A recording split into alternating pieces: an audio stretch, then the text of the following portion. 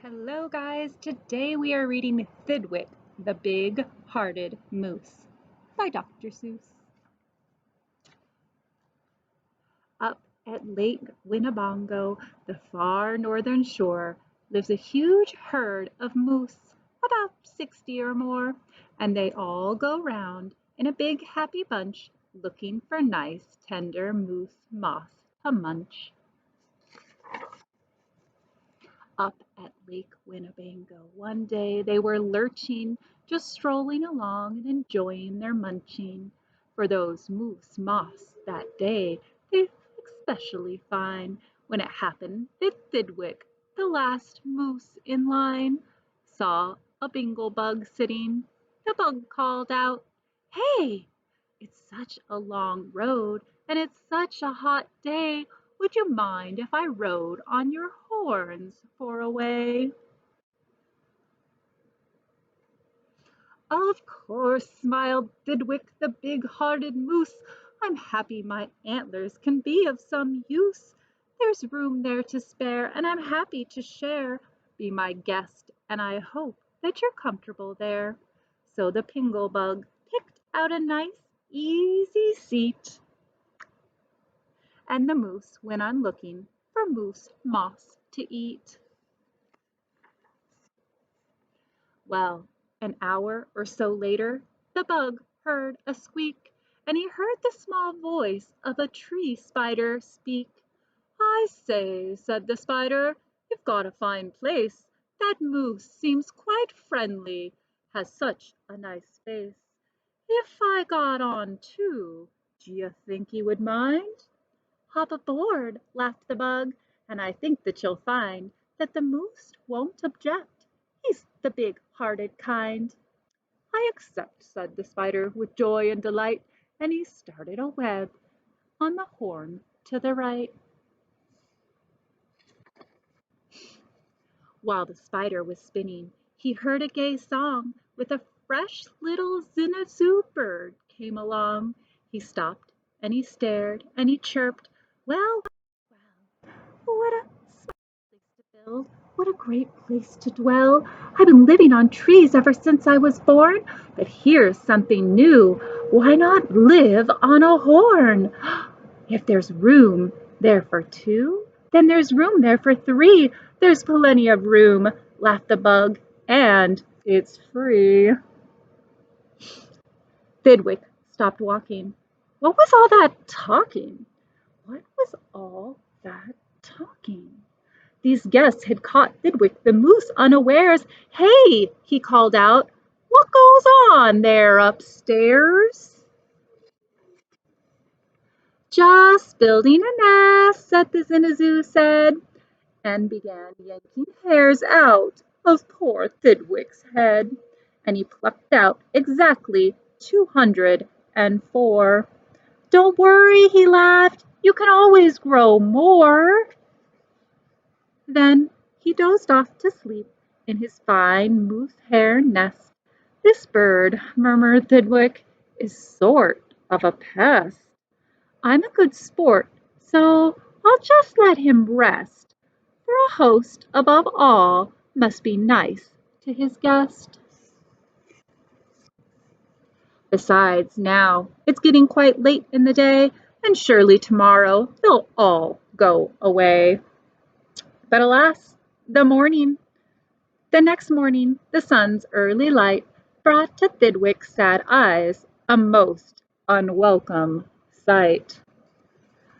"Meet my wife," said the bird. "I was married last night, and perhaps, by the way, I should mention to you that her uncle is coming to live with us too.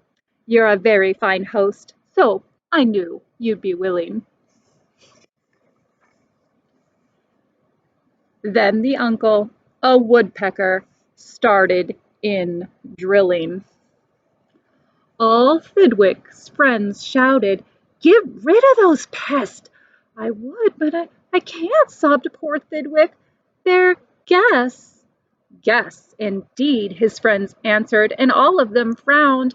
"If those are your guests, we don't want you around. You can't stay with us, 'cause you're just not our sort. and they all turned their backs, and they walked off with a snort. Now the big friendless moose walked alone and forlorn, with 4 great big woodpecker holes in his horn. "What holes?" whispered Herman. A squirrel who spied them. "What holes to hide nuts in? Mind if I try 'em?" "They're yours," called the woodpecker. "Get right inside 'em.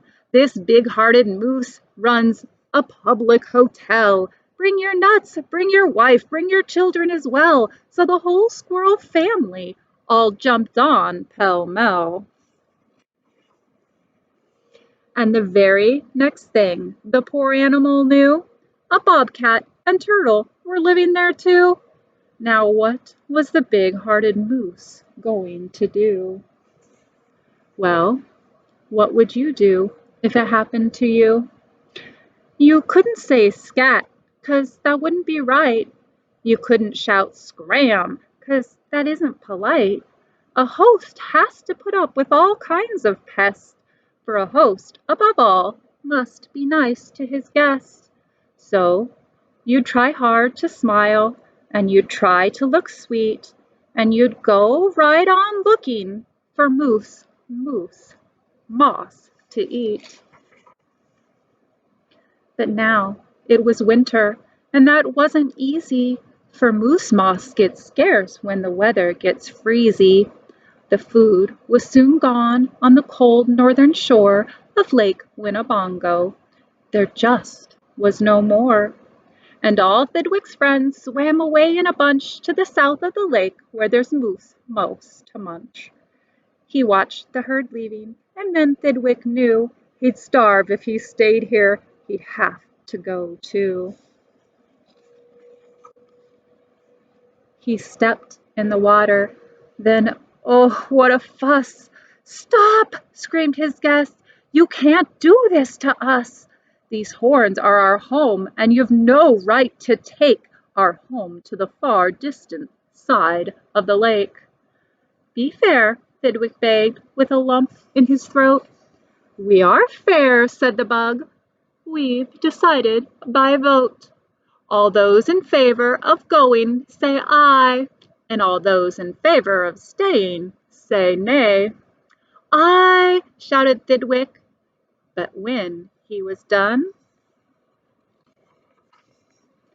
"Nay!" they all yelled. He lost 11-1.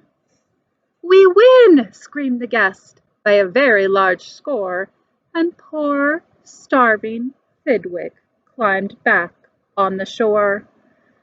Then, do you know what those pests did? They all asked in some more.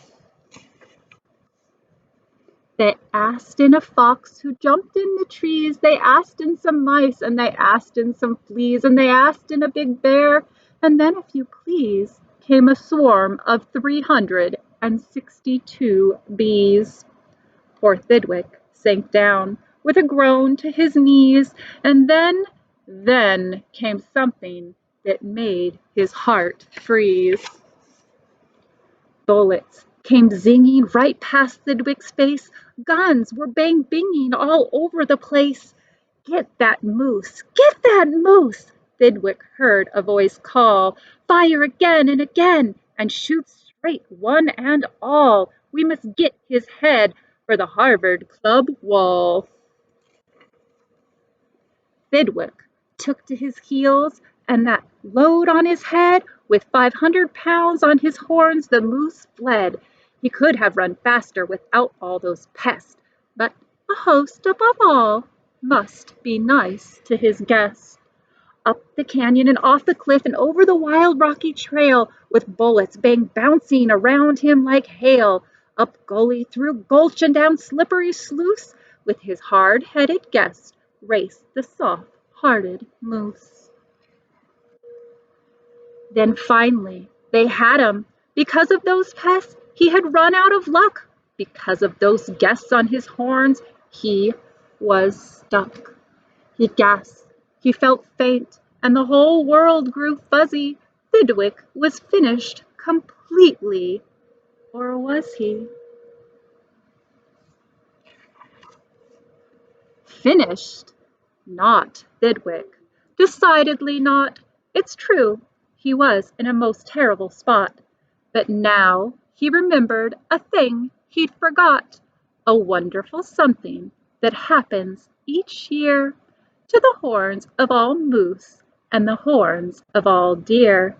Today was the day Thidwick happened to know that old horns come off so that the new ones can grow. And he called to the pests of his horns as he threw them, "You wanted my horns, now you're quite welcome to them. Keep 'em, they're yours. As for me, I shall take myself to the far distant side of the lake."